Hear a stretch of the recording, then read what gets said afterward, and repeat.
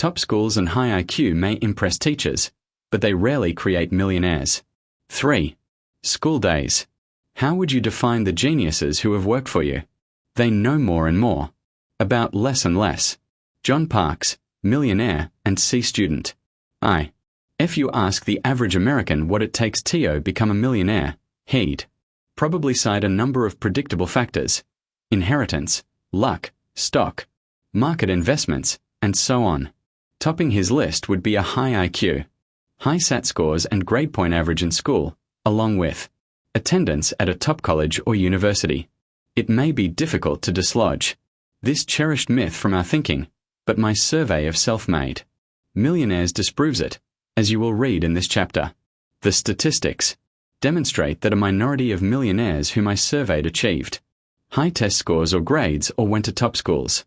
These factors were probably useful to a small percentage of the millionaires, but most attained their high levels of economic productivity without those assets. A. R. T. Hey. I. Intellectually. G. Ifted. Somehow, the publishing industry discovered that I was writing another book. Its trade journal, Publishers Weekly, reported that Stanley is working on his next book, The Millionaire Mind.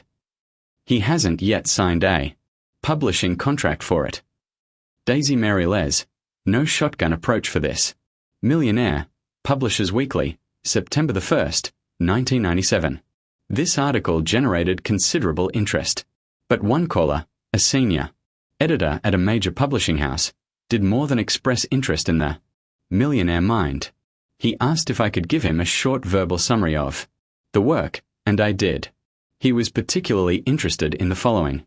Most of the millionaires I have interviewed do not have a superiority complex.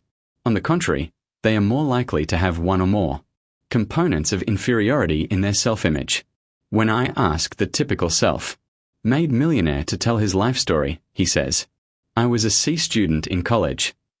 My college boards, SAT scores, were nothing spectacular. I am only worth $10 million. I received AD in psychology. My story is not something you would be interested in reporting. I have a learning, reading, disability. I flunked out of Wake Forest.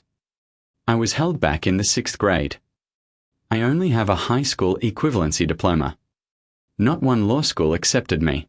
What do these self-deprecating millionaires have in common? During their formative years, some authority figure such as a teacher, parent, guidance counselor, employer, or aptitude testing organization told them, you are not intellectually gifted. The editor expressed considerable interest in the work and suggested that I read a book which has been very insightful to my research.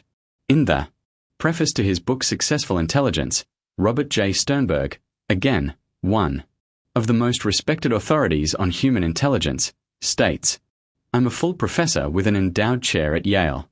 I've won many awards, published over 600 articles and books, and been awarded about $10 million in research grants and contracts. I am a fellow of the American Academy of Arts and Sciences and am listed in Who's Who in America. Odd then, that my greatest luck in life may well have been a failure. I bombed IQ tests when I was a kid. Why was that so lucky? Because I learned in elementary school that if I was going to succeed, it wasn't going to be because of my IQ.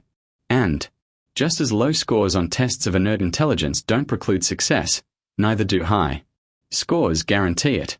Robert J. Sternberg, Successful Intelligence, New York, Simon and Schuster, 1996, p. 12. What does Professor Sternberg have in common with most of the millionaires I have studied? They were degraded by someone or something during their formative years and school days. Both responded by outworking and eventually outperforming the so-called intellectually gifted. Sternberg also demonstrated considerable ingenuity by developing measures of various types of intelligence. Professor Sternberg dedicates his book to his 4th grade teacher. Apparently, Mrs. Alexa did not pay much attention to IQ scores.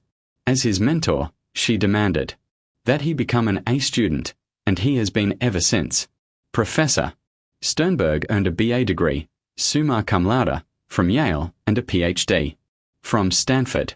In the middle of writing this chapter, I took time out with my daughter, Sarah, to hear him speak at the University of Georgia.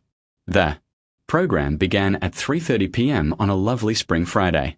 Normally, few students or graduate students attend lectures late on Friday afternoons. But this one was different. There was standing room only. No one was disappointed in Professor Sternberg's program. He is not only a fine writer, he is an excellent speaker. He points out that most successful people have great affection for their own selected vocation, as he does. But he is obviously creative as well, because he has published more than 600 articles. Professor Sternberg has enough unique ideas for 10 PhDs to be granted tenure at most colleges. Walking back to the car after the lecture, my daughter and I had a conversation. My advice to Sarah is echoed by the millionaires who responded to my survey. Read Sternberg's Successful Intelligence. Use it as a template for achieving your goals. Remember what he says. If you love your job and the topics you will write about, you're very likely to succeed. But you must work hard and use your creative and analytical intellect. Do you know how he has published more than 600 publications? He wrote 600 articles. Think a lot about your choice of topics, work hard, do much research, write often. If you do, you will succeed. No matter how gifted you are analytically, you will not become successful unless you publish. And to publish, you must work hard at writing about creative and innovative ideas. People who give advice to young people about careers should all be required to read Sternberg's work. Success has many parents, and no single dimension or component fully explains it, not by a long shot. Young people can succeed if they capitalize on their strengths, and Sternberg has many great ideas about how people can enhance their probabilities of succeeding. His own story is a perfect demonstration of one of the important insights revealed about the millionaire mind in my survey. Most of the millionaires were not considered to be intellectually gifted, as determined by standard test measurements or school grades. T. He. S. Smartest. K. ID in the D. UMB. R. OW. When Mr. James X Patrick was in the 3rd grade, a memorable thing happened to him. His teacher, Sister Eileen, aka the Punisher, divided the class of 30 students into 3 groups. Members of the first group were placed in rows 1 and 2. Sister Eileen designated these students as the smart kids. The second group filled up seats in rows 3 and 4. This group contained the average kids. Rows 5 and 6 were reserved for children the sister referred to as slow or dumb. How did Sister Eileen assign students to these groups? According to Mr. Patrick, she used the following criteria: penmanship, spelling, and turning in completed homework assignments on time. Are these the proper criteria to judge one's intellect? Not according to Mr. Patrick. He says, if her criteria were correct, I must have been the smartest kid in the dumb row. Perhaps he is correct. Today, he has a PhD degree, with distinction, from a top university. He is a multimillionaire who owns and operates 3 businesses. He claims that he still cannot spell and that no one but his secretary on a good day can read his handwriting. He is, however, diligent about getting his homework assignments completed on schedule. According to Mr. Patrick, teachers in elementary school are insensitive to the criterion called creativity. He asks, can you imagine Sister Eileen's reaction when I suggested adding a new letter onto the alphabet? Mr. Patrick is creative and has founded several innovative businesses during his career. He asks, what if all the potential inventors in America were pre-selected in the 3rd grade by people like Sister Eileen? All those smart kids in row 1 with great spelling skills and fine handwriting would be expected to create tomorrow's great innovations and inventions. Thank goodness that formal pre-selections of this type are rare. But Mr. Patrick wonders about what happened to all his fellow members in the dumb row. Did these people believe that they were dumb? Did they give up early on any idea of achieving success in our economy? Mr. Patrick thinks that Many do give up. He feels that his case story is the exceptional one. All my life people have told me you can't. You don't have the aptitude. The odds are stacked heavily against you succeeding in your own enterprise. Believe Sister Eileen. If I did, I'd be collecting tolls out there on the bridge, or driving a truck and paying tolls. Mr. Patrick never believed Sister Eileen's evaluation of him. In fact, even as a young boy, he questioned her authority. He always asked himself while sitting in class, how can penmanship and spelling be so important, and the quality of ideas in a paper be totally unimportant? Then in the 6th grade I remember book reports. All they were, really, were summaries of other people's ideas. But Sister Eileen and her clan just loved to assign book reports. These people were probably incapable of judging or dealing with original thought. Mr. Patrick is not alone. Most self-made millionaires who are successful business owners had their own experiences with the Sister Eileens of America. Questioning the norm, the status quo, and authority are hallmarks of the thinking of self-made millionaires and those destined to become affluent. Skills in writing, without original ideas, spelling, or penmanship are not likely to make one rich. But people with these skills are given seats in the smart row. Mr. Patrick was and still is criticized and downgraded today. But even as a youngster, he learned to question people who sat in judgment of him. In reality, he became immunized to what fellow dummies took to heart.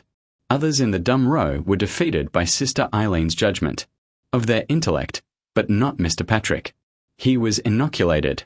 Sister Eileen's judgments were like small doses of antibodies. When he had a bad evaluation at school, he would go home and build a model airplane or make a new design with his erector set. His parents responded to his finished products by telling him, "You are mechanically inclined, are very creative." And later, in high school and college, it was Mr. Patrick, the D or C student in English and foreign languages, who received As and BS in his major. He always felt that the A English students had few really novel ideas. Also, in his estimation, they lacked any aptitude in math and science. He constantly told himself that these people would be humbled someday by the harsh realities of the world outside the classroom. In the real world, who succeeds? People who have built up immunity to pain. For Mr. Patrick, his immunization started with Sister Eileen's dumb row designation. What about Mr. Patrick's classmates who were always placed in the smart row? How do they handle a negative employer review or having their jobs eliminated? They've never before had to deal with authority figures who place them in the dumb row. Who is better able to deflect criticisms of their innovative ideas, behavior, and thinking?